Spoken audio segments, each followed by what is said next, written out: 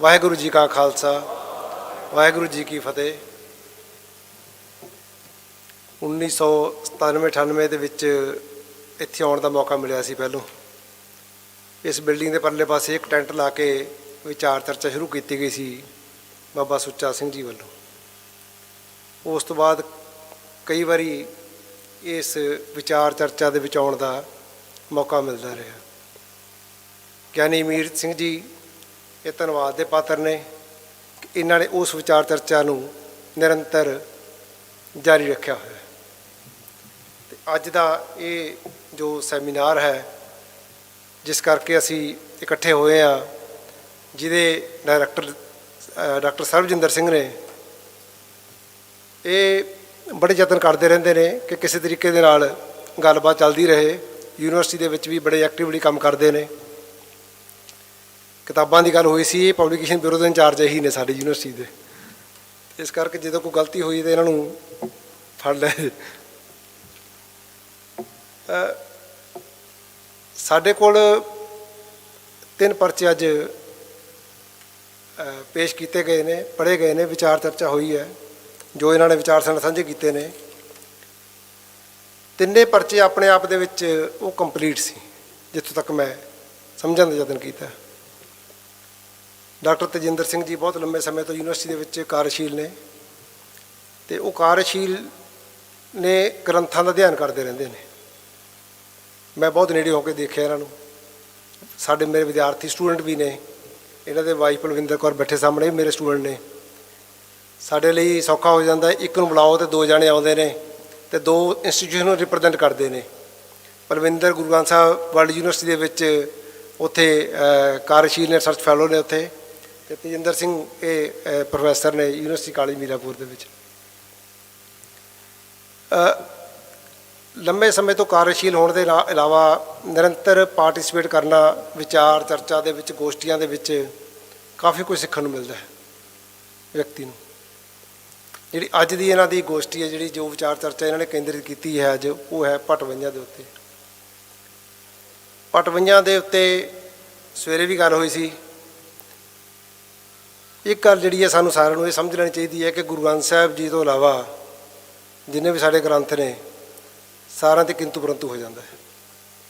ਕੋਈ ਗ੍ਰੰਥ ਐਸਾ ਨਹੀਂ ਬਚਿਆ ਜਿੱਥੇ ਕਿੰਤੂ ਪਰੰਤੂ ਨਹੀਂ ਹੁੰਦਾ। ਪਰ ਖੋਜੀ ਦਾ ਕੰਮ ਇਹ ਹੈ ਕਿ ਜੋ ਕੁਝ ਵੀ ਮੂਲ ਸਿਧਾਂਤ ਤੋਂ ਦੇ ਨਾਲ ਮੇਲ ਨਹੀਂ ਖਾਂਦੀਆਂ ਗੱਲਾਂ, ਜਾਂ ਜਿਹੜੀਆਂ ਸਾਨੂੰ ਕ੍ਰੋਸ ਚੈਕਿੰਗ ਦੇ ਵਿੱਚ ਪ੍ਰੋਬਲਮ ਆ ਰਹੀ ਹੈ, ਜਿਹੜੀਆਂ ਚੀਜ਼ਾਂ ਨਹੀਂ ਖਾਂਦੀਆਂ ਕ੍ਰੋਸ ਚੈਕਿੰਗ ਦੇ ਵਿੱਚੋਂ ਸਾਨੂੰ ਲੱਗਦਾ ਕਿ ਇਹ ਠੀਕ ਨਹੀਂ ਲੱਗਦੀਆਂ ਸਾਨੂੰ, ਉਹਨਾਂ ਨੂੰ ਛੱਡ ਕੇ ਫਿਰ ਵੀ ਕਿਤੇ ਨਾ ਕਿਤੇ ਸਾਨੂੰ ਠੀਕ ਗੱਲਾਂ ਜਿਹੜੀਆਂ ਗ੍ਰਹਿਣ ਕਰ ਲੈਣੀਆਂ ਚਾਹੀਦੀਆਂ ਨੇ। ਇਸੇ ਦ੍ਰਿਸ਼ਟੀ ਤੋਂ ਸਵੇਰੇ ਰਾਗ ਸਿੰਘ ਜੀ ਗੱਲ ਕਰ ਰਹੇ ਸਨ ਕਿ ਸੋਰਸ ਤਾਂ ਇੰਪੋਰਟੈਂਟ ਹੈ ਪਰ ਪ੍ਰੋਬਲਮ ਤਾਂ ਹੈਗੀਆਂ ਨੇ। ਸਾਡੇ ਸਾਰੇ ਸੋਰਸ ਦੀ ਪ੍ਰੋਬਲਮ, ਈਵਨ ਗੁਰੂ ਗ੍ਰੰਥ ਸਾਹਿਬ ਦੀ ਰਾਗਮਾਲਾ ਦੇ ਵੀ ਸਵਾਲ ਉੱਠਦੇ ਰਹੇ ਨੇ। ਇਹ ਮਨੁੱਖ ਹੈ, ਜੋ ਮਨੁੱਖੀ ਬੁੱਧੀ ਹੈ ਜਿਹੜੀ, ਇਹਨੇ ਕੁਛ ਨਾ ਕੁਛ ਸੋਚੀ ਜਾਣਾ, ਕਰੀ ਜਾਣਾ, ਚੰਗਾ ਕਰੇ ਮਾੜਾ ਕਰੇ, ਪਰ ਇਹਨੇ ਕਰਨਾ ਜ਼ਰੂਰ ਹੈ। ਇਹ ਬੁੱਧੀ ਦੀ ਸਮਝ ਲਓ ਕਿ ਇੱਕ ਸੀਮਾ ਵੀ ਹੈ, ਸਮਰੱਥਾ ਵੀ ਹੈ, ਅਤੇ ਇਹਨੇ ਕੁਛ ਨਾ ਕੁਛ ਕਰਦੇ ਰਹਿਣਾ। ਇਸ ਕਰਕੇ ਜੋ ਕੋਈ ਸਾਡੇ ਕੋਲ ਆਉਂਦਾ ਹੈ ਅਸੀਂ ਬੜਾ ਪੁਣ ਛਾਣ ਕੇ ਉਹਨੂੰ ਆਪਣੇ ਤੱਕ ਜਿਹੜਾ ਹੈ ਲੈ ਕੇ ਆਉਣਾ ਹੁੰਦਾ ਹੈ, ਜਾਂ ਉਹਦੇ ਆਧਾਰ ਦੇ ਉੱਤੇ ਆਪਣੀ ਗੱਲ ਬਿਲਡ ਕਰਨੀ ਹੁੰਦੀ ਹੈ। ਰਾਜਸਥਾਨ ਦੇ ਵਿੱਚ ਜਾਣ ਦਾ ਮੌਕਾ ਮਿਲਿਆ ਮੈਨੂੰ। ਮੈਂ ਗਿਆ ਇਸ ਕਰਕੇ ਸਾਂ ਕਿ ਇੱਥੋਂ ਗੁਰੂ ਸਾਹਿਬ ਜਦੋਂ ਗਏ ਸੀ ਇਹ ਪਤਾ ਲੱਗਦਾ ਸੀ ਕਿ ਸੁਹੇਵੇ ਤੱਕ ਤਾਂ ਗਏ ਨੇ ਗੁਰੂ ਸਾਹਿਬ। ਉਸ ਤੋਂ ਅੱਗੇ ਇੱਕ ਜਗ੍ਹਾ ਹੁੰਦੀ ਚੂਰੂ ਤੋਂ ਬਾਅਦ ਪਤਾ ਲੱਗਦਾ ਭਗੌਰ ਗੁਰੂ ਸਾਹਿਬ ਗਏ ਸੀ। ਭਗੌਰ ਤੋਂ ਫਿਰ ਦਿੱਲੀ ਆ ਗਏ ਸੀ ਗੁਰੂ ਗੋਬਿੰਦ ਸਿੰਘ ਜੀ। ਯਤਨ ਕੀਤਾ ਬਥੇਰਾ ਕਿ ਗੁਰੂ ਸਾਹਿਬ, ਕਿਉਂਕਿ ਅਕਤੂਬਰ ਦੇ ਮਹੀਨੇ ਦੇ ਵਿੱਚ ਨਿਕਲੇ ਸਨ ਤਲਵੰਡੀ ਸਾਬੋ ਤੋਂ, 10-15 ਦਿਨ ਦੇ ਵਿੱਚ ਉਹਨਾਂ ਨੇ ਪੰਜਾਬ, ਉਦੋਂ ਹਰਿਆਣਾ ਤਾਂ ਹੁੰਦਾ ਨਹੀਂ ਸੀ, ਪੰਜਾਬ ਪਾਰ ਕਰਕੇ ਰਾਜਸਥਾਨ 'ਚ ਐਂਟਰ ਕਰ ਗਏ ਹੋਣਗੇ। ਅਤੇ 20 ਫਰਵਰੀ ਨੂੰ ਅਤੇ 1707 ਜਿਹੜੀ ਹੈ ਬਾਦਸ਼ਾਹ ਦੀ ਡੈਥ ਹੁੰਦੀ ਹੈ। ਅਤੇ ਮਾਰਚ ਦੇ ਫਸਟ ਵੀ ਗੁਰੂ ਸਾਹਿਬ ਜਿਹੜੇ ਦਿੱਲੀ ਆਉਂਦੇ ਨੇ, ਉਹ ਲਗਭਗ 3-3.5 ਮਹੀਨੇ ਦਾ ਸਮਾਂ ਬਣਦਾ ਹੈ। ਗੁਰੂ ਸਾਹਿਬ ਕਿੱਥੇ ਰਹੇ ਹੋਣਗੇ, ਕਿਸ ਜਗ੍ਹਾ 'ਤੇ ਗਏ ਹੋਣਗੇ। ਸਾਡੇ ਕੋਲ ਕੁਛ ਤਾਂ ਸਾਡੇ ਕੋਲ ਹਵਾਲੇ ਹੈਗੇ ਨੇ, ਰੈਫਰੈਂਸਿਸ ਹੈਗੇ ਨੇ, ਕਿਉਂਕਿ ਸਾਡੇ ਕੋਲ ਜੋ ਕੁਝ ਹੈਗਾ ਕੱਚਾ ਮਾਲ ਹੀ ਆ ਸਾਡੇ ਕੋਲ। ਹੁਣ ਕੱਚੇ ਮਾਲ 'ਚੋਂ ਲੱਭਣਾ ਕੀ ਹੈ? ਇਹ ਬੜੀ ਇਹਦੇ ਲਈ ਜਿਹੜੀ ਸਾਨੂੰ ਸਾਡੇ ਸਾਰੇ ਜਿੰਨੇ ਵਿਦਵਾਨ ਬੈਠੇ ਨੇ ਇੱਥੇ, ਇਹ ਸਾਰਿਆਂ ਨੇ ਸਾਡੇ ਲਈ ਬੜੀ ਬਰੀਕੀ ਦੇ ਨਾਲ ਗੱਲਾਂ ਸੋਚਣ ਸਮਝਣ ਦੀ ਲੋੜ ਹੈ ਕਿ ਜੋ ਕੁਝ ਸਾਡੇ ਕੋਲ ਅਵੇਲੇਬਲ ਹੈ ਜਾਂ ਜੋ ਕੁਝ ਆਇਆ ਸੀ ਉਹਨੂੰ ਰਿਜੈਕਟ ਨਹੀਂ ਕਰਨਾ ਹੈ। ਅਸੀਂ ਉਹ 'ਚ ਦੇਖਣਾ ਕਿ ਸਾਡੇ ਲਈ ਕੀ ਠੀਕ ਹੈ, ਕਿਸ ਹੱਦ ਤੱਕ ਠੀਕ ਹੈ। ਮੈਨੂੰ ਦਿਮਾਗ 'ਚ ਆਇਆ ਕਿ ਜਿਹੜੇ ਰਾਜੇ ਮਹਾਰਾਜੇ ਨੇ ਜੋਧਪੁਰ ਦੀ ਵਿਰਾਸਤ 'ਚੋਂ ਨਿਕਲਿਆ ਸਾਰਾ ਕੁਝ, ਜੋ ਜੈਪੁਰ ਦੀ ਵਿਰਾਸਤ ਦੇ ਵਿੱਚੋਂ ਨਿਕਲੇ ਰਾਜੇ, ਉਹਨਾਂ ਨੇ ਪਿੰਡ ਵਸਾਲੇ ਅੱਗੇ। ਉਹ ਪਿੰਡ ਰਾਜਕੁਮਾਰਾਂ ਦੇ ਰਾਜਪੁਤਾਨਾ ਕਹਿੰਦੇ ਨੇ ਇਸੇ ਕਰਕੇ ਉਹਨੂੰ। ਉਹ ਰਾਜਪੁਤਾਨਾ ਦੇ ਰਾਜਿਆਂ ਦੇ ਪਿੰਡ ਦੇ ਜਿਹੜੇ, ਉਹਨਾਂ 'ਚੋਂ ਲਾਜ਼ਮੀ ਗੁਰੂ ਸਾਹਿਬ ਕਿਤੇ ਨਾ ਕਿਤੇ ਗਏ ਹੋਣਗੇ। ਦੋ ਤਰ੍ਹਾਂ ਦੀਆਂ ਗੱਲਾਂ ਜਿਹੜੀਆਂ ਮੈਨੂੰ ਦੇਖਣ ਨੂੰ ਮੌਕਾ ਮਿਲਿਆ ਕਿ ਦੋ ਤਰ੍ਹਾਂ ਦੇ ਸਨ ਲੋਕ ਜਿਹੜੇ ਗੁਰੂ ਸਾਹਿਬ ਨੂੰ ਪ੍ਰਸ਼ਾਦੇ ਬਾਣੀ ਲਈ ਬੁਲਾਉਂਦੇ ਸਨ। ਇੱਕ ਉਹ ਵਿਅਕਤੀ ਸਨ ਜਿਹਨੂੰ ਲੱਗਦਾ ਸੀ ਕਿ ਬੜਾ ਲੌ ਲਸ਼ਕਰ ਲੈ ਕੇ ਚੱਲ ਰਹੇ ਨੇ ਗੁਰੂ ਸਾਹਿਬ, ਅਤੇ ਕਿਤੇ ਸਾਡੇ ਇਲਾਕੇ 'ਤੇ ਕਬਜ਼ਾ ਨਾ ਕਰ ਲੈਣ, ਇਸ ਕਰਕੇ ਪ੍ਰਸ਼ਾਦਾ ਬਾਣੀ ਛਕਾਉਂਦੇ ਸੀ। ਕਿਉਂਕਿ ਇੱਕ ਪਰੰਪਰਾ ਸੀ ਕਿ ਨਜ਼ਰਾਨਾ ਭੇਟ ਕਰ ਦਿਓ ਜਦੋਂ ਕੋਈ ਆਇਆ ਅਤੇ ਉਹ ਸਮਝ ਲਿਆ ਕਿ ਤੁਹਾਡੀ ਈਨ ਮੰਨ ਲਈ। ਦੂਜੀ ਸੀ ਕਿ ਗੁਰੂ ਸਾਹਿਬ ਦਾ ਸਤਿਕਾਰ, ਕਿ ਬੜੇ ਵੱਡੇ ਮਹਾਂਪੁਰਖ ਨੇ, ਜਿੱਥੇ ਚਰਨ ਪੈ ਜਾਣਗੇ ਉਸ ਜਗ੍ਹਾ 'ਤੇ ਭਾਗ ਬਦਲ ਜਾਣਗੇ। ਬਹੁਤ ਸਾਰੀਆਂ ਹਵੇਲੀਆਂ ਰਾਜਸਥਾਨ 'ਚ ਬਣੀਆਂ ਹੋਈਆਂ ਨੇ ਗੁਰੂ ਸਾਹਿਬ ਦੇ ਤੋਂ ਬਾਅਦ ਬਣੀਆਂ, ਜਿਹੜੀਆਂ ਜਿਨ੍ਹਾਂ ਦੇ ਉੱਤੇ ਵਰਦਾਨ ਹੈ। ਜਸਾਣੇ ਪਿੰਡ ਗਿਆ ਮੈਂ, ਉੱਥੇ ਅਜੇ ਵੀ ਹਵੇਲੀ ਖੜੀ ਹੈ। ਉਹ ਰਾਜਕੁਮਾਰ ਨੂੰ ਹੁਣ ਤੱਕ ਮਿਲਦਾ ਰਿਹਾ, ਪਿੱਛੇ ਡੈਥ ਹੋਈ ਹੈ ਉਹਦੀ। ਉਹ ਦੱਸਿਆ ਉਹਨਾਂ ਨੇ ਕਿ ਗੁਰੂ ਸਾਹਿਬ ਇੱਥੇ ਆਏ ਸਨ ਅਤੇ ਉਹਨਾਂ ਦੇ ਆਉਣ ਤੋਂ ਬਾਅਦ ਇਹ ਹਵੇਲੀ ਬਣਾਈ ਗਈ ਸੀ। ਬੜੀ ਕੰਗਾਲੀ ਸੀ ਪਰਿਵਾਰ ਦੇ ਵਿੱਚ, ਆਪਣਾ ਸਾਡੀ ਰਿਆਸਤ ਦੇ ਵਿੱਚ, ਅਤੇ ਗੁਰੂ ਸਾਹਿਬ ਨੇ ਲੰਗਰ ਖਾਲਸਾ ਪੰਥ ਨੇ ਲੰਗਰ ਛਕਿਆ ਸੀ, ਇੱਥੇ ਹਵੇਲੀ ਬਣੀ ਹੋਈ ਹੈ। ਅਤੇ ਜਦੋਂ ਅਸੀਂ ਗੁਰੂ ਸਾਹਿਬ ਸਾਡੇ ਮਹਿਲਾਂ 'ਚ ਪ੍ਰਸ਼ਾਦਾ ਛਕਣ ਗਏ ਤਾਂ ਗੁਰੂ ਸਾਹਿਬ ਨੇ ਸਾਡੇ ਬਜ਼ੁਰਗਾਂ ਨੂੰ ਪੁੱਛਿਆ ਸੀ, ਦੱਸੋ ਤੁਹਾਨੂੰ ਕੀ ਚਾਹੀਦਾ? ਉਹ ਕਹਿੰਦੇ ਕੰਗਾਲੀ ਬਹੁਤ ਹੈ ਇੱਥੇ। ਗੁਰੂ ਸਾਹਿਬ ਕਹਿੰਦੇ ਵੀ ਜਿੱਥੇ ਖਾਲਸਾ ਪੰਥ ਨੇ ਪ੍ਰਸ਼ਾਦਾ ਛਕਿਆ ਨਾ, ਇੱਥੇ ਨਿਵਾਸ ਕਰੋ। ਸਾਡੇ ਬਜ਼ੁਰਗਾਂ ਨੂੰ ਲੰਮਾ ਸਮਾਂ ਗੱਲ ਸਮਝ ਨਹੀਂ ਰਹੀ। ਜਦੋਂ ਹਵੇਲੀ ਬਣਾਈ ਅਸੀਂ ਪਿੱਛੇ ਮੁੜ ਕੇ ਨਹੀਂ ਦੇਖਿਆ। ਬਹੁਤ ਸਾਰੀਆਂ ਹਵੇਲੀਆਂ 'ਚ ਤੁਹਾਨੂੰ ਇਹ ਦੇਖਣ ਨੂੰ ਮਿਲਣਗੀਆਂ ਗੱਲਾਂ ਰਾਜਸਥਾਨ ਦੀਆਂ 'ਚ। ਇੱਕ ਹਵੇਲੀ ਦੇ ਵਿੱਚ ਗਿਆ, ਉੱਥੇ ਬਹੁਤ ਸਾਰੀਆਂ ਵਹੀਆਂ ਪਈਆਂ ਸੀ। ਜਿਵੇਂ ਇਹ ਭੱਟ ਵਹੀਆਂ ਤੋਂ ਗੱਲ ਯਾਦ ਆਈ ਹੈ ਮੈਨੂੰ, ਵਹੀਆਂ ਦੀ ਗੱਲ ਆ ਗਈ ਵਿੱਚ। ਵਹੀਆਂ ਪਈਆਂ ਨੇ ਬਹੁਤ ਸਾਰੀਆਂ, ਅਤੇ ਉਹ ਰਾਜਕੁਮਾਰ ਹੈ, ਉਹਦਾ ਪਰਿਵਾਰ ਚੱਲਿਆ ਆ ਰਿਹਾ ਅੱਗੇ। ਬਹੁਤ ਲੰਮੀ ਚੌੜੀ ਹਵੇਲੀ ਆ ਉਹ। ਉਸ ਰਾਜਕੁਮਾਰ ਕਹਿੰਦਾ ਕਿ ਸਾਡੇ ਬਜ਼ੁਰਗਾਂ ਨੂੰ ਜੈਪੁਰ ਰਿਆਸਤ ਨੇ 20 ਘੋੜੇ ਰੱਖਣ ਦੀ ਇਜਾਜ਼ਤ ਦਿੱਤੀ ਸੀ। ਜਿਵੇਂ ਥਾਣੇ ਦੇ ਹੁੰਦੇ ਬਣੇ ਹੁੰਦੇ ਹੈ ਵੀ ਜੇ ਕਿਤੇ ਸਮੱਸਿਆ ਤਾਂ ਉਹਨਾਂ ਨੂੰ ਹੁਕਮ ਕਰਨਗੇ ਵੀ ਉੱਥੇ ਜਾ ਕੇ ਤੁਸੀਂ ਜਾ ਕੇ ਸਮੱਸਿਆ ਦਾ ਸਮਾਧਾਨ ਕਰਕੇ ਆਓ। ਸਾਡੇ ਪਰਿਵਾਰਾਂ 'ਚ ਕਹਿੰਦੇ ਸਾਰੇ ਕਈ ਪਿੰਡਾਂ ਦਾ ਸਾਨੂੰ ਜਗੀਰ ਮਿਲੀ ਹੋਈ ਸੀ। ਗੁਰੂ ਸਾਹਿਬ ਆਹ ਕਮਰੇ 'ਚ ਗੁਰੂ ਸਾਹਿਬ ਰਹੇ ਸੀਗੇ। ਆਹ ਖੂਹ ਬਣਿਆ ਹੋਇਆ ਗੁਰੂ ਸਾਹਿਬ ਜਿੱਥੇ ਖਾਲਸਾ ਪੰਥ ਨੇ ਬੈਠਾ ਸੀ, ਉਹ ਇਹ ਇੱਥੋਂ ਪਾਣੀ ਪੀਤਾ ਸੀ। ਅਤੇ ਸਾਡੇ ਬਜ਼ੁਰਗ ਅੱਜ ਤੱਕ ਕਹਿੰਦੇ ਇਸੇ ਕਮਰੇ ਦੇ ਵਿੱਚ ਰਹਿੰਦੇ ਰਹੇ ਨੇ ਕਿ ਗੁਰੂ ਸਾਹਿਬ ਇੱਥੇ ਰਹਿ ਕੇ ਗਏ ਸੀ। ਇੱਥੇ ਗੁਰੂ ਸਾਹਿਬ ਦੇ ਚਰਨ ਛੋਹ ਪ੍ਰਾਪਤ ਜਗ੍ਹਾ ਹੈ। ਮੈਂ ਕਿਹਾ ਵੀ ਇਹ ਕਿਵੇਂ ਵਿਸ਼ਵਾਸ ਕਰਨਾ ਮੈਂ ਕਿ ਤੁਹਾਡੇ ਘਰ ਆਏ ਸਨ ਗੁਰੂ ਸਾਹਿਬ। ਸਾਡੇ ਕੋਲ ਵਹੀਆਂ ਨੇ, ਵਹੀਆਂ ਦਿਖਾਈਆਂ, 200-250 ਵਹੀਆਂ ਪਈਆਂ ਹੋਣੀਆਂ, ਬਹੁਤ ਵੱਡੀਆਂ ਵੱਡੀਆਂ ਲੰਮੀਆਂ ਲੰਮੀਆਂ। ਇਹਨਾਂ 'ਚ ਇੱਕ ਵਹੀ ਐਸੀ ਹੈ ਕਹਿੰਦਾ ਜਿਹਦੇ ਵਿੱਚ ਇਹ ਲਿਖਿਆ ਹੋਇਆ ਹੈ, ਕਿਉਂਕਿ ਸਾਡੇ ਤਾਂ ਰਾਜੇ ਰਾਜਪੂਤ ਰਾਜੇ ਸਨ, ਜਾਂ ਤਾਂ ਅਯਾਜ਼ ਸਨ ਜਾਂ ਲੜਾਕੇ ਸਨ। ਲਿਖਣ ਪੜ੍ਹਨ ਦੀ ਤਾਂ ਕਿਸੇ ਨੂੰ ਬਹੁਤੀ ਸਮਝ ਹੈ ਨਹੀਂ ਸੀਗੀ। ਉਹ ਇਸ ਕਰਕੇ ਸਾਡੇ ਕਾਰਦਾਰ ਰੱਖੇ ਹੁੰਦੇ ਸਨ। ਕਿਤੇ ਕਾਰਦਾਰ ਕਹਿੰਦੇ ਨੇ, ਕਿਤੇ ਬੜੂਆ ਕਹਿੰਦੇ ਨੇ, ਕਿਤੇ ਹੋਰ ਨਾਂ ਦੇ ਨਾਲ ਯਾਦ ਕਰਦੇ ਨੇ ਉਹਨੂੰ। ਮਤਲਬ ਕਿ ਮੁਨਸ਼ੀ, ਜਾਂ ਅਸੀਂ ਇੱਥੇ ਮੁਨਸ਼ੀ ਕਹਿੰਦੇ ਨੇ ਉਹਨਾਂ ਨੂੰ, ਜਿਹੜੇ ਹਿਸਾਬ ਕਿਤਾਬ ਰੱਖਦੇ ਨੇ। ਅਸੀਂ ਕਹਿੰਦਾ ਉਹ ਸਾਡੇ ਜਿਹੜੇ ਇੱਥੇ ਕਾਰਦਾਰ ਸੀ ਨਾ ਸਾਡੇ, ਉਹ ਕਾਰਦਾਰ ਨੇ ਲਿਖਿਆ ਸੀ ਕਿ ਜਦੋਂ ਗੁਰੂ ਸਾਹਿਬ ਆਏ ਸੀ ਤਾਂ ਗੁਰੂ ਸਾਹਿਬ 'ਤੇ ਕੀ ਕੁਝ ਖਰਚ ਕੀਤਾ ਗਿਆ ਸੀ। ਇਹ ਰੈਫਰੈਂਸ ਬੜਾ ਇੰਪੋਰਟੈਂਟ ਸੀ ਮੇਰੇ ਲਈ ਕਿ ਜੇ ਗੁਰੂ ਸਾਹਿਬ ਦੇ ਜਾਣ ਦੇ ਨਾਲ, ਗੁਰੂ ਸਾਹਿਬ ਜਿੱਥੇ ਗਏ ਨੇ, ਕਿਸੇ ਨੇ ਪ੍ਰਸ਼ਾਦਾ ਪਾਣੀ ਛਕਾਇਆ ਤਾਂ ਮੁਨਸ਼ੀ ਨੇ ਲਿਖਿਆ ਹੋਇਆ ਹੈ। ਮੈਂ ਕਿਹਾ ਮੈਨੂੰ ਵਹੀ ਦਿਖਾ ਦੇ ਕਿੱਥੇ ਹੈ। ਕਹਿੰਦਾ ਡਿੰਗਲ ਭਾਸ਼ਾ ਲਿਖੀ। ਮੈਂ ਤੂੰ ਦਿਖਾ ਦੇ ਕਿੱਥੇ ਹੈ, ਮੈਂ ਲੱਭ ਲੂੰਗਾ। ਚਲੋ, ਕਿਉਂਕਿ ਉਹ ਕਹਿੰਦਾ ਇੰਨੀਆਂ ਵਹੀਆਂ ਦੇ ਵਿੱਚੋਂ ਲੱਭਣੀ ਨਹੀਂ, ਹੁਣ ਮੈਂ ਤੈਨੂੰ ਫਿਰ ਪੜ੍ਹਾਂਗਾ ਅਤੇ ਦੱਸ ਦਿਆਂਗਾ ਤੁਹਾਨੂੰ। ਮੈਨੂੰ ਹਵੇਲੀ ਦਿਖਾਉਣ ਲੱਗ ਗਿਆ। ਮੈਨੂੰ ਕਹਿਣ ਲੱਗਾ, ਕਹਿੰਦਾ ਜਿਹੜੀ 4 ਦੀਵਾਰੀ ਬਣੀ ਹੋਈ ਹੈ ਨਾ, ਇਹਦੀ ਮੈਂ Bombay high court, Bombay practice ਕਰਦਾ ਸਾਂ, ਵਕੀਲ ਸਾਂ, ਅਤੇ ਉੱਥੋਂ ਮੈਨੂੰ ਵਾਪਸ ਆਇਆ ਮੈਂ। ਇਹ ਬੜੀ ਮਾੜੀ ਹਾਲਤ ਦੇ ਵਿੱਚ ਸੀ। 2000 ਕੱਟਾ ਸੀਮੈਂਟ ਦਾ ਲੱਗਿਆ ਕਹਿੰਦਾ ਮੇਰਾ, ਕਹਿੰਦਾ ਇਸ ਹਵੇਲੀ ਦੀ ਮੁਰੰਮਤ ਦੇ ਉੱਤੇ, ਸਿਰਫ ਹਵੇਲੀ ਦੀ 4 ਦੀਵਾਰੀ ਦੀ ਮੁਰੰਮਤ ਦੇ ਉੱਤੇ, 4 ਦੀਵਾਰੀ ਦੀ ਮੁਰੰਮਤ ਦੇ ਉੱਤੇ 2000 ਕੱਟਾ ਸੀਮੈਂਟ ਦਾ ਲੱਗ ਗਿਆ। ਹੁਣ ਸਾਡੀ ਹਾਲਤ ਬਹੁਤ ਖਸਤਾ ਹੈ ਕਿਉਂਕਿ ਰਿਆਸਤਾਂ ਰਹੀਆਂ ਨਹੀਂ ਹੈਗੀਆਂ। ਮੈਂ ਇਹਨੂੰ ਗੱਲ ਕਹਿ ਬੈਠਾ ਕਿਤੇ ਗਲਤੀ ਨਾਲ, ਮੈਂ ਕਿਹਾ ਜੇ ਤੂੰ ਮੈਨੂੰ ਤੂੰ ਕਿ 4 ਕਲੈਣਾ ਦਿਖਾ ਦੇ ਨਾ ਕਿੱਥੇ ਲਿਖੀਆਂ ਹੋਈਆਂ ਨੇ, ਅਤੇ ਖਾਲਸਾ ਬੰਦੇ ਨੂੰ ਕਿਹਨਾਂ ਦੇ ਹਾਲ ਕਰ ਸਕਦਾ ਹੈ, ਇਹ ਤੇਰੇ ਸੋਚ ਤੋਂ ਪਰੇ ਦੀਆਂ ਗੱਲਾਂ ਨੇ। ਫਿਰ ਉਸ ਤੋਂ ਬਾਅਦ ਉਹਨੇ ਅਜੇ ਤੱਕ ਨਹੀਂ ਦਿਖਾਈ ਉਹ ਗੱਲ, ਉਹ ਦਿਖਾਈ ਨਹੀਂ। ਫਿਰ ਇੱਕ ਹੋਰ ਫੜਿਆ ਰਾਜਾ, ਉਸ ਰਾਜੇ ਦੇ ਮੈਂ ਲਗਾਤਾਰ ਪਿੱਛੇ ਪਿਆ ਰਿਹਾ, ਕਈ ਵਾਰ ਰਾਜਸਥਾਨ ਜਾਣ ਦਾ ਮੌਕਾ ਮਿਲਿਆ, ਜਾਂਦਾ ਰਿਹਾ। ਉਹ ਜਾਂਦੇ ਮੈਨੂੰ ਇੱਕ ਕੁਦਰਤੀ ਇੱਕ ਨੇ ਕਿਰਪਾ ਮਤਲਬ ਕਿ ਤਰਸ ਆ ਗਿਆ ਮੇਰੇ 'ਤੇ, ਵੀ ਆਉਂਦਾ ਵੀ ਐਡੀ ਦੂਰ ਖਰਚਾ ਕਰ ਕਿਰਾਇਆ ਖਰਚ ਕੇ ਆਉਂਦਾ, ਕਾਰ ਲੈ ਕੇ ਆਉਂਦਾ ਆਪਣੀ, ਐਡੀ ਦੂਰੋਂ ਆਉਂਦਾ, ਵੀ ਚਲੋ ਐਤਕੀ ਦਿਖਾਈ ਦਿਓ। ਇਹਨੇ ਇੱਕ ਬੰਦਾ ਹੋਰ ਲੱਭ ਗਿਆ ਮੈਨੂੰ ਉੱਥੋਂ ਦੇ ਰਾਜਸਥਾਨ ਦਾ ਹੀ, ਉਹ ਪਿੱਛੇ ਪਾਤਾ ਮੈਂ ਉਹਦਾ। ਮੈਂ ਕਿਹਾ ਜਦੋਂ ਮਿਲਿਆ ਕਰੇ ਇਹਨੂੰ ਪੁੱਛਿਆ ਕਿ ਬੰਦਾ ਉਹ ਕਾਰਦਾਰ ਨੂੰ ਕਦੋਂ ਬਣਾਏਗਾ ਤੂੰ ਇਹੀ ਪੁੱਛਣਾ ਬਸ, ਜਦੋਂ ਵੀ ਮਿਲਣਾ ਤੈਨੂੰ। ਇਹਨੇ ਪੁੱਛਦਾ ਰਿਹਾ। ਇੱਕ ਦਿਨ ਉਹਦੇ ਮਨ 'ਚ ਆ ਗਿਆ ਵੀ ਬੁਲਾ ਲਓ। ਉਹ ਭੋਪਾਲ 'ਚ ਰਹਿੰਦਾ ਸੀ ਕਿਤੇ, ਉਹਨਾਂ ਦਾ ਜਿਹੜਾ ਸੀ ਕਾਰਦਾਰ, ਰਿਆਸਤਾਂ ਬਦਲ ਗਈਆਂ, ਸਭ ਕੁਝ ਬਦਲ ਗਿਆ, ਉਹ ਭੋਪਾਲ ਚਲੇ ਗਏ ਜਾਂ ਮੱਧ ਪ੍ਰਦੇਸ਼ ਦੇ ਵਿੱਚ ਕਿਸੇ ਜਗ੍ਹਾ 'ਤੇ ਰਹਿੰਦਾ ਉਹ। ਉਹਨਾਂ ਨੇ ਬੁਲਾਇਆ ਇੱਕ ਜਗ੍ਹਾ 'ਤੇ, ਮੈਂ ਵੀ ਚਲਾ ਗਿਆ ਉੱਥੇ। ਮੈਨੂੰ ਉਹ ਇਬਾਰਤ ਮਿਲੀ ਸਾਰੀ ਉਸ ਰਿਆਸਤ ਦੇ ਵਿੱਚ। ਗੁਰੂ ਸਾਹਿਬ ਉੱਥੇ ਕਦੋਂ ਗਏ ਸਨ? ਮਤਲਬ ਕਿ ਭੱਟ-ਵੰਝਾਂ ਦੀ ਇਸ ਤਰ੍ਹਾਂ ਦੀ ਦੇਖੋ, ਜਿਹੜੇ ਭੱਟ-ਵੰਝਾਂ ਲਿਖਣ ਵਾਲੇ ਨੇ ਉਹ ਇਤਿਹਾਸਕਾਰ ਨਹੀਂ ਸੀ ਹੈਗੇ, ਇਹ ਮੰਨ ਕੇ ਚੱਲਣਾ ਚਾਹੀਦਾ। ਮੁਗਲਾਂ ਨੇ ਸਾਨੂੰ ਇਤਿਹਾਸ ਲਿਖਣ ਦੀ ਅਕਲ ਦਿੱਤੀ ਹੈ, ਸਾਡੇ ਹਿੰਦੁਸਤਾਨ ਦੇ ਵਿੱਚ ਇਤਿਹਾਸ ਲਿਖਣ ਦੀ ਕਿਸੇ ਨੂੰ ਬਹੁਤੀ ਅਕਲ ਨਹੀਂ ਸੀ। ਇੱਥੇ ਮੁਗਲਾਂ ਤੋਂ ਅਸੀਂ ਇਤਿਹਾਸ ਲਿਖਣਾ ਸ਼ੁਰੂ ਕੀਤਾ ਕਿ ਕਿਵੇਂ ਉਹਨੂੰ ਸਿਸਟਮੈਟਿਕ ਜਿਹੜਾ ਇਤਿਹਾਸ ਲਿਖਣਾ ਹੈ। ਸਾਨੂੰ ਤਾਂ ਰਿਗ ਵੇਦ ਕਹਿ ਦਿੰਦੇ ਅਸੀਂ ਕਿ ਹਜ਼ਾਰਾਂ ਸਾਲ ਪੁਰਾਣੀ ਹੈ, ਕਿਸੇ ਨੇ ਇਤਿਹਾਸ ਲਿਖਿਆ ਨਹੀਂ ਕਿ ਰਿਗ ਵੇਦ ਲਿਖਿਆ ਕਦੋਂ ਦਾ ਹੋਇਆ। ਵੇਦ ਕਾਦੇ ਲਿਖੇ ਹੋਏ ਨੇ, ਪੁਰਾਣ ਕਾਦੇ ਲਿਖੇ ਹੋਏ ਨੇ, ਉਪਨਿਸ਼ਦ ਕਦੋਂ ਲਿਖੇ ਗਏ? ਸਾਡੇ 'ਚ ਇਤਿਹਾਸ ਲਿਖਣ ਦੀ ਪਰੰਪਰਾ ਹੀ ਨਹੀਂ ਰਹੀ ਕਦੇ। ਉਹੋ ਜਿਹੇ ਕਿ ਕੰਟੈਂਟ ਆਉਣਾ ਫਿਰ ਅੱਗੇ, ਜਿਸ ਤਰ੍ਹਾਂ ਪਰੰਪਰਾ ਚੱਲਦੀ ਹੋਵੇ ਅੱਗੇ ਵਿਰਾਸਤ ਫਿਰ ਉਸ ਤਰ੍ਹਾਂ ਹੀ ਕੈਰੀ ਔਨ ਕਰੇਗੀ ਨਾ। ਭੱਟ ਵਿਚਾਰੇ, ਉਹਨਾਂ ਨੂੰ ਸਾਰਸਵਤ ਬ੍ਰਾਹਮਣ ਦੇ ਬੜੇ ਅਮੀਰ ਸਨ। ਭੱਟ ਬ੍ਰਾਹਮਣ ਜਿਹੜੇ ਗੌੜ ਬ੍ਰਾਹਮਣ ਸਨ, ਜਿਹੜੇ ਭੱਟ ਕਹਿੰਦੇ ਸਨ, ਉਹ ਵਿਚਾਰੇ ਗਰੀਬ ਸਨ। ਉਹ ਵਿਚਾਰੇ ਜਜਮਾਨਾਂ ਦੀ ਉਸਤਤ ਕਰਕੇ ਰੋਟੀ ਖਾਂਦੇ ਸਨ, ਅਤੇ ਉਹ ਜਜਮਾਨਾਂ ਦਾ ਨਾਂ ਨੂੰ ਲਿਖਣਾ ਜ਼ਰੂਰ ਪੈਂਦੇ ਸੀ ਉਹਨਾਂ ਨੂੰ, ਕਿਉਂਕਿ ਜੇ ਉਸਤਤ ਕਰਨੀ ਹੈ ਕਿਤੇ ਭੁੱਲ ਨਾ ਜਾਈਏ, ਤਾਂ ਹੀ 4 ਪੈਸੇ ਮਿਲਣੇ ਨੇ, ਮਜਬੂਰੀ ਸੀ ਉਹਨਾਂ ਦੀ।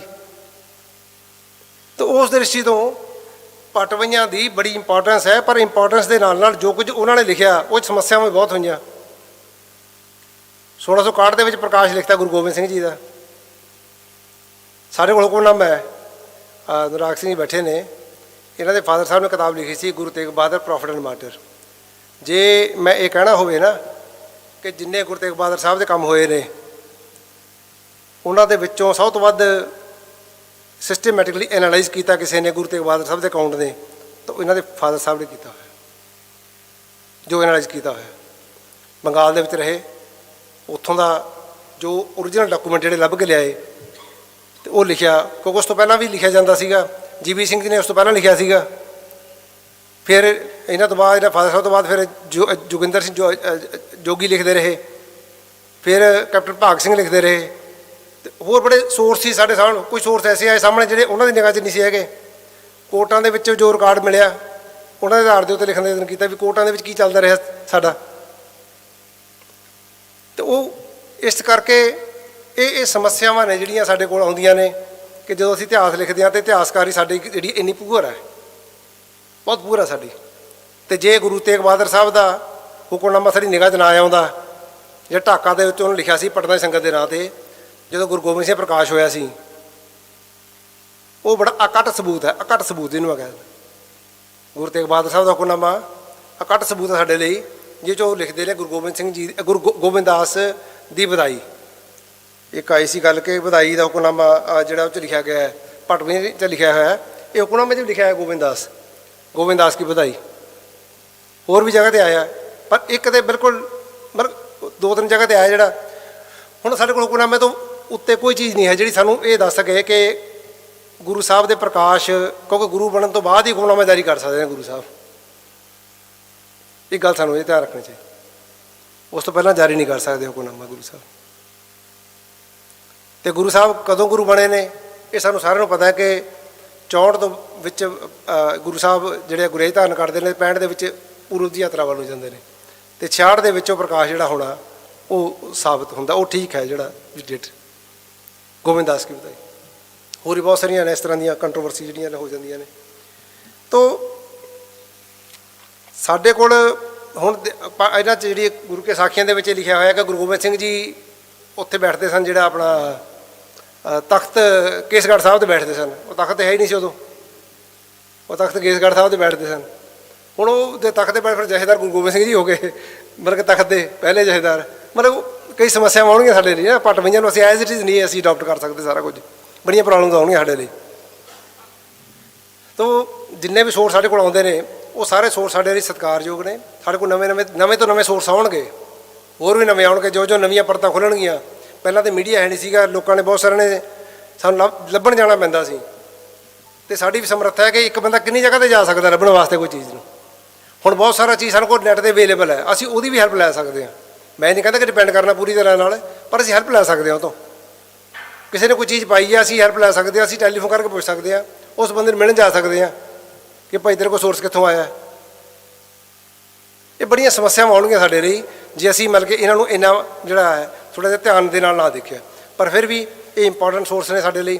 ਇਹਨਾਂ ਇੰਪੋਰਟੈਂਟ ਸੋਰਸਿਸ ਦੇ ਵਿੱਚੋਂ ਅਸੀਂ ਗੁਰੂ ਤੇਗ ਬਹਾਦਰ ਸਾਹਿਬ ਦਾ ਜਿਹੜਾ ਸਾਡੇ ਨਾਲ ਰਿਲੇਟਡ ਹੈ ਪੋਰਸ਼ਨ, ਉਹਨੂੰ ਅਸੀਂ ਕਦੇ ਵੀ ਨਿਗੇਟ ਨਹੀਂ ਕਰ ਸਕਦੇ। ਉਹ ਸਾਡੇ ਲਈ ਹਮੇਸ਼ਾ ਠੀਕ ਰਹੇਗਾ। ਫਿਰ ਵੀ ਜਿੱਥੇ ਜਿੱਥੇ ਸਾਨੂੰ ਪ੍ਰੋਬਲਮ ਆਉਂਦੀ ਨੇ ਉੱਥੇ ਅਸੀਂ ਸਾਡੇ ਵਿਦਵਾਨਾਂ ਨੇ ਆਪ ਹੀ ਉਹਨੂੰ ਪਾਸੇ ਕਰ ਦਿੱਤੇ ਸਾਡੇ ਸੋਰਸ। ਅਤੇ ਇਹਦੇ ਨਾਲ ਹੀ ਜਿਹੜਾ ਦੂਜਾ ਪਰਚਾ ਡਾਕਟਰ ਜਗਮੋਹਨ ਸਿੰਘ ਜੀ ਨੇ ਪੜ੍ਹਿਆ, ਨਾਸ਼ਮਾਨਤਾ ਦੀ ਗੱਲ ਕੀਤੀ। ਨਾਸ਼ਮਾਨਤਾ 'ਤੇ ਸਿੱਧੇ ਤੌਰ 'ਤੇ ਜਿਹੜੀ ਨਾ ਗੱਲ ਜਿਹੜੀ ਆਉਂਦੀ ਹੈ ਕਿ ਦੁਨੀਆ ਦੇ ਵਿੱਚ ਸਿਰਫ ਅਕਾਲ ਪੁਰਖ ਹੀ ਹੈ ਜਿਹੜਾ ਇਟਰਨਲ ਹੈ, ਸਦੀਵੀ ਰਹਿਣ ਵਾਲਾ ਹੈ, ਬਾਕੀ ਹਰ ਚੀਜ਼ ਨਾਸ਼ਵਾਨ ਹੈ।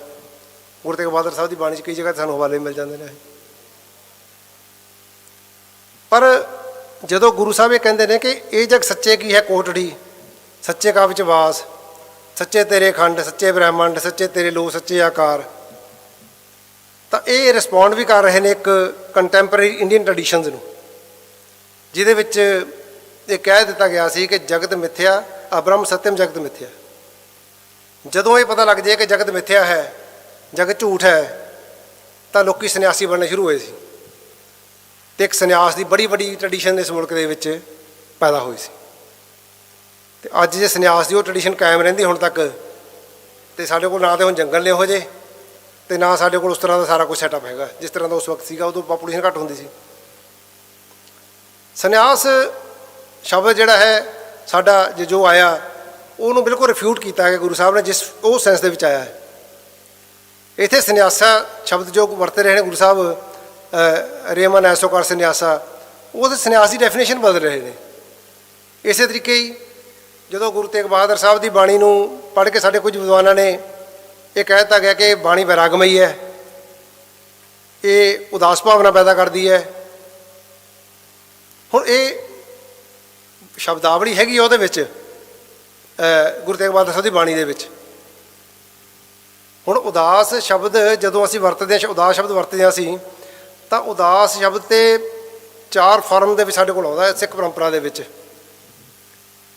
ਉਦਾਸ ਸ਼ਬਦ ਜਿਹੜਾ ਹੈ ਉਹ ਜਿਹੜਾ ਉਦਾਸੀ ਸ਼ਬਦ ਜਾਂ ਉਹ ਉਦਾਸੀ ਸ਼ਬਦ ਨਾਲ ਵੀ ਆਉਂਦਾ ਹੈ। ਉਦਾਸੀ 4 ਸ਼ਬਦਾਂ 'ਚ ਆਉਂਦਾ ਹੈ ਵੀ ਇੱਕ ਪਹਿਰਾਵੇ ਦੇ ਰੂਪ 'ਚ ਆਇਆ, ਪਹਿਰਾਵਾ ਕਿ ਬਾਬੇ ਮਤਲਬ ਕਿ ਭੇਖ ਬਣਾਇਆ, ਉਦਾਸੀ ਕੀ ਰੀਤ ਚਲਾਈ। ਇੱਕ ਯਾਤਰਾ ਦੇ ਰੂਪ 'ਚ ਆ ਗਿਆ। ਫਿਰ ਬਾਬਾ ਆਇਆ ਕਰਤਾਰਪੁਰ, ਭੇਖ ਉਦਾਸੀ ਸਗਲ ਉਤਾਰਾ, ਉੱਥੇ ਭੇਖ ਦੇ ਰੂਪ 'ਚ ਆ ਗਿਆ। ਉਦਾਸੀ ਚਿੰਤਾ ਦੇ ਰੂਪ 'ਚ ਵੀ ਆਉਂਦਾ ਹੈ, ਉਦਾਸੀ ਨਿਰਲੇਪਤਾ ਦੇ ਰੂਪ 'ਚ ਵੀ ਆਉਂਦਾ ਹੈ, ਗੁਰਮੁਖ ਮਾਇਆ ਵਿੱਚ ਉਦਾਸੀ। ਮਤਲਬ ਸ਼ਬਦਾਵਲੀ ਜਿਹੜੀ ਹੈ ਸਾਡੀ ਕੋਲ ਗੁਰੂ ਤੇਗ ਬਹਾਦਰ ਸਾਹਿਬ ਦੀ ਬਾਣੀ ਨੂੰ ਜੋ ਸਮਝਣਾ ਹੈ, ਦੇਖਣਾ ਹੈ, ਤਾਂ ਅਸੀਂ ਕੰਟੀਨਿਊਟੀ 'ਚ ਰੱਖ ਕੇ ਦੇਖਣਾ ਸੀ ਇਸ ਬਾਣੀ ਨੂੰ। ਗੁਰੂ ਗ੍ਰੰਥ ਸਾਹਿਬ ਦੀ ਬਾਣੀ ਦੀ ਕੰਟੀਨਿਊਟੀ ਦੇ ਵਿੱਚ ਰੱਖ ਕੇ ਗੁਰੂ ਤੇਗ ਬਹਾਦਰ ਸਾਹਿਬ ਦੀ ਬਾਣੀ ਨੂੰ ਦੇਖਣਾ। ਮਤਲਬ ਕਿ ਸ਼ਬਦ ਰਤੇ ਸੇ ਬੈਰਾਗੀ, ਇਹ ਗੁਰੂ ਅਮਰਦਾਸ ਜੀ ਦੀ ਬਾਣੀ ਕਿ ਜਿਹੜਾ ਸ਼ਬਦ ਨਾਲ ਰਤਿਆ ਹੋਇਆ ਉਹ ਬੈਰਾਗੀ ਹੈ, ਦਰਅਸਲ ਸ਼ਬਦ ਨਾਲ ਜੁੜਿਆ ਹੈ ਜਿਹੜਾ। ਮਤਲਬ ਇਸ ਰੂਪ ਦੇ ਵਿੱਚ ਦੇਖਣ ਦੀ ਲੋੜ ਹੈ ਕਿ ਗੁਰੂ ਗ੍ਰੰਥ ਸਾਹਿਬ ਦੀ ਬਾਣੀ ਜਿਹੜੀ ਹੈ ਉਹਦਾ ਮੂਲ ਭਾਵ ਕੀ ਹੈ, ਅਤੇ ਗੁਰੂ ਗ੍ਰੰਥ ਸਾਹਿਬ ਦੀ ਬਾਣੀ ਦੇ ਵਿੱਚ ਹੀ ਕੰਟੀਨਿਊਟੀ ਦੇ ਵਿੱਚ ਗੁਰੂ ਤੇਗ ਬਹਾਦਰ ਸਾਹਿਬ ਦੀ ਬਾਣੀ ਹੈ। ਜਦੋਂ ਅਸੀਂ ਗੁਰੂ ਸਾਹਿਬ ਦੀ ਬਾਣੀ ਨੂੰ ਆਈਸੋਲੇਸ਼ਨ 'ਚ ਰੱਖ ਕੇ ਦੇਖਦੇ ਹਾਂ, ਫਿਰ ਸਮੱਸਿਆ ਆ ਸਕਦੀ ਹੈ ਸਾਡੇ ਲਈ। ਜਾਂ ਗੁਰੂ ਤੇਗ ਬਹਾਦਰ ਸਾਹਿਬ ਦੀ ਬਾਣੀ ਨੂੰ ਦੇਖਣਾ ਤਾਂ ਇਨ ਟੋਟੈਲਿਟੀ ਦੇਖਣਾ ਪਏਗਾ ਸਾਨੂੰ। ਟੋਟੈਲਿਟੀ ਜਿਹੜੀ ਹੈ ਕਿ ਗੁਰੂ ਸਾਹਿਬ ਦੀ ਬਾਣੀ ਕੰਪਲੀਟ ਫਾਰਮ ਦੇ ਵਿੱਚ ਮਨੁੱਖ ਨੂੰ ਦੱਸਦੀ ਹੈ ਕਿ ਮਨੁੱਖ ਦਾ ਜੀਵਨ ਕਿੱਥੋਂ ਸ਼ੁਰੂ ਹੁੰਦਾ ਹੈ ਅਤੇ ਉਹਦੀ ਅਖੀਰ ਕੀ ਹੈ। ਅਸੀਂ ਇੱਕ ਪੰਕਤੀ ਅਕਸਰ ਵਰਤਦੇ ਹਾਂ, ਭੈ ਕਾਹੂ ਕੋ ਦੇ ਦੇਣਾ ਨੈ ਭਾ ਮਨ ਧਿਆਨ, ਕਹੋ ਨਾਨਕ ਸੁੰਦਰਿਆ ਮਨਾ ਗਿਆਨੀ ਤਾਹੇ ਬਖਾਨ। ਇਹ ਸਿਖਰ ਹੈ, ਇਹ ਸਿਖਰ ਹੈ। ਸਿਖਰ ਤੱਕ ਪਹੁੰਚਣਾ ਕਿਵੇਂ ਹੈ? ਪੂਰੀ ਬਾਣੀ ਦੇ ਵਿੱਚ ਉਹਦੀ ਇੰਟਰਪ੍ਰੀਟੇਸ਼ਨ ਦਿੱਤੀ ਹੋਈ ਹੈ ਗੁਰੂ ਤੇਗ ਬਹਾਦਰ ਸਾਹਿਬ ਦੀ ਬਾਣੀ ਦੇ ਵਿੱਚ ਹੀ। ਉਹ ਬਾਣੀ ਜਿਹੜੀ 57 ਸ਼ਲੋਕ ਨੇ, 59 ਸ਼ਬਦ ਨੇ, ਉਸ ਬਾਣੀ ਦੇ ਵਿੱਚ ਪੂਰੀ ਦੀ ਪੂਰੀ ਹੈ कि अब मैं कौन उपाव करूँ, जीवित मन को संसार चुके पौनित पार परूँ। एक जन्म पाए कछ पढ़ो ना कीनो ताते दिक डरूँ, मान बाच क्रम हर गुण नहीं गाए जय जी सोच तरूँ। गुरमो सुन कुछ ज्ञान न उपजियो पशु जी उधर भरूँ। मतलब ये एक पश्चाताप भी करना मनुख ने, जब तक मन ਦੇ ਵਿੱਚ ਪਛਤਾਵਾ ਪੈਦਾ ਨਹੀਂ ਹੁੰਦਾ ਉਦੋਂ ਤੱਕ ਪ੍ਰੋਗਰੈਸ਼ਨ ਨਹੀਂ ਹੋਣੀ ਹੈ। ਪ੍ਰੋਗਰੈਸ਼ਨ ਕਰਨ ਦੇ ਲਈ ਪਛਤਾਵਾ ਬਹੁਤ ਜ਼ਰੂਰੀ ਹੈ। ਤੇ ਉਸੇ ਵਿੱਚੋਂ ਹੀ ਪਛਤਾਵਾ ਦੇ ਵਿੱਚੋਂ ਹੀ ਜਦੋਂ ਵਿਅਕਤੀ ਪਰਮਾਤਮਾ ਨਾਲ ਜੁੜਦਾ ਹੈ, ਫਿਰ ਉੱਥੇ ਵੀ ਦੱਸਿਆ ਗਿਆ ਕਿ ਜੰਗਲ ਦੇ ਵਿੱਚ ਨਹੀਂ ਜਾਣਾ, ਸੰਨਿਆਸ ਨਹੀਂ ਧਾਰਨ ਕਰਨਾ। ਫਿਰ ਉਹ ਖੀਰ ਹੈ ਜਿਹੜੀ ਹੈ, ਉਹ ਜਿਹੜੀ ਗੁਰੂ ਸਾਹਿਬ ਦੀ ਬਾਣੀ ਦੇ ਵਿੱਚ ਆਉਂਦੀ ਹੈ ਕਿ ਜਿਹਦੇ ਵਿੱਚ ਜੋ ਨਰ ਦੁੱਖ ਮੈਂ ਦੁੱਖ ਨਹੀਂ ਮਾਨੈ, ਸੁਖ ਸਨੇਹਰ ਪੈ ਨਹੀਂ ਜਾ ਕੇ ਕੰਚਨ ਮਾਟੀ ਮਾਨੈ, ਨੈ ਨਿੰਦਿਆ ਨਾ ਉਸ ਤੋਂ। ਇਹ ਸਿਖਰ ਹੈ ਗੁਰੂ ਸਾਹਿਬ ਦੀ ਆਈਡੀਅਲਸ ਦੀ ਸਿਖਰ ਹੈ। ਇਹ ਗੁਰੂ ਸਾਹਿਬ ਦੇ ਸ਼ਬਦਾਵਲੀ ਜਿਹੜੀ ਇਹ ਸ਼ਬਦ ਹੈ ਗੁਰੂ ਸਾਹਿਬ ਦੇ, ਮਤਲਬ ਸਾਨੂੰ ਇੱਕ ਨਿਰੰਤਰਤਾ ਵਿੱਚ ਰੱਖਦੀ ਹੈ ਗੁਰੂ ਸਾਹਿਬ ਦੀ ਬਾਣੀ ਕਿ ਕਿੱਥੋਂ ਸ਼ੁਰੂ ਹੋਇਆ ਮਨੁੱਖ ਕਿ ਫਿਰ ਅਖੀਰ ਦੇ ਵਿੱਚੋਂ ਕਿੱਥੇ ਤੱਕ ਆਉਣਾ ਉਹਨੇ। ਉਸੇ ਦ੍ਰਿਸ਼ਟੀ ਤੋਂ ਹੀ ਜਦੋਂ ਅਸੀਂ ਅੱਜ ਦਾ ਇਹ ਵੈਬੀਨਾਰ ਸੈਮੀਨਾਰ ਯੂਜ਼ ਕੀਤਾ, ਉਹਦਾ ਜੋ ਟਾਈਟਲ ਇਹ ਰੱਖਿਆ ਅਸੀਂ, ਪ੍ਰਗਟ ਪਏ ਗੁਰੂ ਤੇਗ ਬਹਾਦਰ ਸਗਲ ਸ੍ਰਿਸ਼ਟ ਪੈ ਢਾਪੀ ਚਾਦਰ। ਇਸ ਤੋਂ ਇਲਾਵਾ ਗੁਰੂ ਸਾਹਿਬ ਨੂੰ ਜਗਤ ਦੀ ਚਾਦਰ ਵੀ ਕਿਹਾ ਗਿਆ, ਸਾਡੇ ਸਰੋਤਾਂ 'ਚ ਧਰਮ ਦੀ ਚਾਦਰ ਵੀ ਕਿਹਾ ਗਿਆ, ਤਿਲਕ ਜੰਜੂ ਦੇ ਰਾਖੇ ਵੀ ਕਿਹਾ ਗਿਆ, ਮਨੁੱਖੀ ਅਧਿਕਾਰਾਂ ਦੇ ਰਾਖੇ ਵੀ ਕਿਹਾ ਗਿਆ, ਹੋਰ ਵੀ ਬੜਾ ਕੁਛ ਹੈ ਗੁਰੂ ਸਾਹਿਬ ਦੇ ਬਾਰੇ 'ਚ। ਇਹ ਮਤਲਬ ਕਿ ਇਸ ਤਰ੍ਹਾਂ ਦੇ ਸੋਰਸ ਸਾਨੂੰ ਮਿਲ ਜਾਂਦੇ ਨੇ। ਪਰ ਇਹ ਗੁਰੂ ਸਾਹਿਬ ਦੇ ਪ੍ਰਕਾਸ਼ ਨਾਲ ਸਿੱਧੇ ਤੌਰ 'ਤੇ ਪੰਕਤੀ ਹੈ ਕਿ ਜਦੋਂ ਗੁਰੂ ਸਾਹਿਬ ਦਾ ਪ੍ਰਕਾਸ਼ ਹੋਇਆ ਤਾਂ ਸਾਰੇ ਜਗਤ ਦੀਆਂ ਸਮੱਸਿਆਵਾਂ ਜਿਹੜੀਆਂ ਨੇ ਉਹ ਜਿਹੜੀਆਂ ਨੇ ਉਹਨਾਂ ਦੇ ਗੁਰੂ ਸਾਹਿਬ ਦੇ ਆਉਣ ਦੇ ਨਾਲ ਉਹਨਾਂ 'ਤੇ ਕਾਬੂ ਪਾਉਣ ਦਾ ਇੱਕ ਮਾਰਗ ਦਰਸ਼ਨ ਪ੍ਰਾਪਤ ਹੋਇਆ। ਗੁਰੂ ਸਾਹਿਬ ਸਵੇਰੇ ਵੀ ਗੱਲ ਹੋਈ ਸੀ ਕਿ ਡਾਇਵਰਸਿਟੀ ਨੂੰ ਗੁਰੂ ਸਾਹਿਬ ਨੇ ਜਿਹੜਾ ਹੈ ਉਹਨੂੰ ਵਾਇਲੇਟ ਨਹੀਂ ਹੋਣ ਦਿੱਤਾ। ਸ਼ਹਾਦਤ ਦੇ ਬਾਰੇ ਗੱਲ ਕਰਕੇ ਜਿਹੜੀ ਹੈ ਮੈਂ ਆਪਣੀ ਗੱਲ ਜਿਹੜੀ ਹੈ ਉਹ ਸਮਾਪਤ ਕਰਨੀ ਹੈ। ਗੁਰੂ ਸਾਹਿਬ ਪਰਮਾਤਮਾ ਨਾਲ ਜੁੜੇ ਹੋਏ ਨੇ, ਪਰਮਾਤਮਾ ਨਾਲ ਜੁੜੇ ਹੋਏ ਨੇ ਅਤੇ ਪਰਮਾਤਮਾ ਦੇ ਨਿਯਮ ਦੇ ਵਿੱਚ ਜਦੋਂ ਕੋਈ ਵਿਘਨ ਪਾਉਂਦਾ ਤਾਂ ਫਿਰ ਗੁਰੂ ਸਾਹਿਬ ਇੰਟਰਵੀਨ ਕਰਦੇ ਨੇ ਪਰਮਾਤਮਾ ਦੇ ਨਿਯਮ ਦੇ ਵਿੱਚ। ਉਸ ਤੋਂ ਪਹਿਲਾਂ ਕਿਸੇ ਨੂੰ ਕੁਝ ਨਹੀਂ। ਪਰਮਾਤਮਾ ਦਾ ਨਿਯਮ ਕਿ ਡਾਇਵਰਸਿਟੀ ਦਾ, ਕਿ ਜੋ ਪੈਦਾ ਕੀਤਾ ਸਭ ਕੁਝ ਡਾਇਵਰਸਿਟੀ ਦੇ ਵਿੱਚ। ਜਦੋਂ ਬਾਦਸ਼ਾਹ ਡਾਇਵਰਸਿਟੀ ਨੂੰ ਖਤਮ ਕਰਨ ਦਾ ਯਤਨ ਕਰਦਾ ਹੈ ਫਿਰ ਗੁਰੂ ਸਾਹਿਬ ਇੰਟਰਵੀਨ ਕਰਦੇ ਨੇ। ਉਹਨਾਂ ਲਈ ਹਿੰਦੂ ਵੀ ਆਪਣੇ ਨੇ, ਉਹਨਾਂ ਲਈ ਮੁਸਲਮਾਨ ਵੀ ਆਪਣੇ ਨੇ, ਉਹਨਾਂ ਲਈ ਕੋਈ ਬੇਗਾਨਾ ਨਹੀਂ ਹੈ, ਸਾਰੇ ਆਪਣੇ ਨੇ ਗੁਰੂ ਸਾਹਿਬ ਦੇ। ਪਰ ਜਦੋਂ ਕੋਈ ਵਾਇਲੇਟ ਕਰੇਗਾ ਫਿਰ ਗੁਰੂ ਸਾਹਿਬ ਇੰਟਰਵੀਨ ਕਰਦੇ ਨੇ। ਅਤੇ ਜੋ ਉਸ ਵਕਤ ਮੁਸਲਮਾਨ ਆ ਜਾਂਦੇ ਕਿ ਸਾਡੇ ਸ਼ੀਆ ਫਿਰਕੇ ਦੇ ਲੋਕ ਨੇ ਜਿਨ੍ਹਾਂ ਨੂੰ ਕਬਰਾਂ ਦੇ ਚਾਦਰ ਚੜ੍ਹਾਉਣ ਨਹੀਂ ਦਿੱਤੇ ਜਾ ਰਹੇ, ਦੀਵੇ ਨਹੀਂ ਜਗਾਉਣ ਦਿੱਤੇ ਜਾ ਰਹੇ, ਸਾਡੀ ਵੀ ਬਾਂਹ ਫੜੋ ਜੀ। ਅਤੇ ਨਿਸ਼ਚਿਤ ਰੂਪ ਦੇ ਵਿੱਚ ਗੁਰੂ ਸਾਹਿਬ ਉਹਨਾਂ ਦੀ ਬਾਂਹ ਵੀ ਫੜਦੇ, ਕਿਉਂਕਿ ਗੁਰੂ ਸਾਹਿਬ ਨੇ ਤਾਂ ਡਾਇਵਰਸਿਟੀ ਨੂੰ ਐਕਸੈਪਟ ਕੀਤਾ ਅਤੇ ਡਾਇਵਰਸਿਟੀ ਨੂੰ ਹੀ ਜਿਹੜਾ ਹੈ ਅੱਗੇ ਇਹਨੂੰ ਕੰਟੀਨਿਊਟੀ ਦੇ ਵਿੱਚ ਰੱਖਣਾ, ਕਿਉਂਕਿ ਰੱਬੀ ਨਿਯਮ ਹੈ, ਰੱਬ ਦੇ ਨਾਲ ਜੁੜੇ ਹੋਏ ਨੇ। ਅਤੇ ਉਸੇ ਦ੍ਰਿਸ਼ਟੀ ਤੋਂ ਹੀ ਅਸੀਂ ਗੁਰੂ ਸਾਹਿਬ ਨੂੰ ਯਾਦ ਕਰਦੇ ਹਾਂ ਕਿ ਗੁਰੂ ਸਾਹਿਬ ਦੀ ਸ਼ਹਾਦਤ ਤੋਂ ਪਹਿਲਾਂ ਗੁਰੂ ਸਾਹਿਬ ਨੇ ਜਦੋਂ ਇਲਾਕੇ 'ਚ ਗਏ ਨੇ, ਕਈ ਜਗ੍ਹਾ ਤੁਹਾਨੂੰ ਮਿਲ ਜਾਣਗੇ ਜਦੋਂ ਗੁਰਦੁਆਰੇ ਦੀ ਯਾਤਰਾ ਕਰਦੇ ਹਾਂ, ਕਿੱਥੇ ਕਿਤੇ ਖੂਹ ਲਵਾਏ ਨੇ ਗੁਰੂ ਸਾਹਿਬ, ਕਿੱਥੇ ਕਿਤੇ ਛੱਪੜ ਸਾਫ਼ ਕਰਵਾਏ ਨੇ, ਕਿੱਥੇ ਕੁਛ ਗਾਵਾਂ ਵੀ ਦਾਨ ਕੀਤੀਆਂ ਨੇ ਕਈ ਜਗ੍ਹਾ 'ਤੇ। ਮਤਲਬ ਇਸ ਤਰ੍ਹਾਂ ਦੇ ਬਹੁਤ ਸਾਰੀਆਂ ਚੀਜ਼ਾਂ ਜਿਹੜੀਆਂ ਗੁਰੂ ਸਾਹਿਬ ਦੇ ਜੀਵਨ ਨਾਲ ਜੁੜੀਆਂ ਹੋਈਆਂ ਨੇ, ਅਸੀਂ ਉਹਨਾਂ ਨੂੰ ਵੀ ਹਾਈਲਾਈਟ ਕਰਨਾ ਅੱਗੇ। ਇਕੱਲੀ ਇੱਕ ਸ਼ਹਾਦਤ ਦੀ ਗੱਲ ਹੈ, ਉਹ ਸਿਖਰ ਹੈ ਗੁਰੂ ਸਾਹਿਬ ਦੇ ਲਾਈਫ ਦੀ, ਸਿਖਰ ਹੈ।